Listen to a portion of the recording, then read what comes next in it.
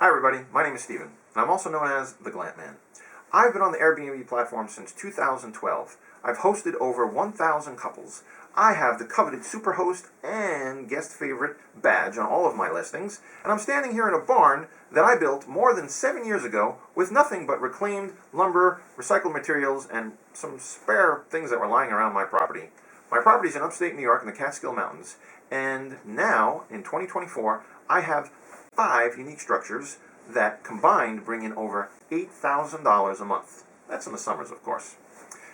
I'm here to tell you what my journey was like, and if you're thinking about starting your own glamping business, if you want to become your own boss, if you want to make some extra money on the side, or you just want to become financially independent, can glamping be that for you? Well, yes it can. Thanks for joining my channel. I'm going to help you manage, grow, and prosper in your business by teaching you a lot of things I've learned along the way. I've lived at this property for 40 years, since 1982, so I know a lot about living in the country. I know a lot about hospitality, because I also worked in Europe for 12 years for a British travel agency. I was a tour manager there. It was a pretty neat company. It was called Piss Up. We did bachelor parties for Brits in Europe. It was a trip, believe me.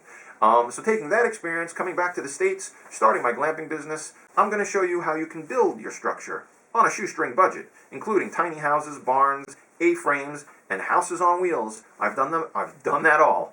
And I'm going to give you my tips and tricks for guest relations, communication with your guests, how to manage the business, how to fix things when things go wrong, how to build unique other structures on your site that complement your buildings or cabins.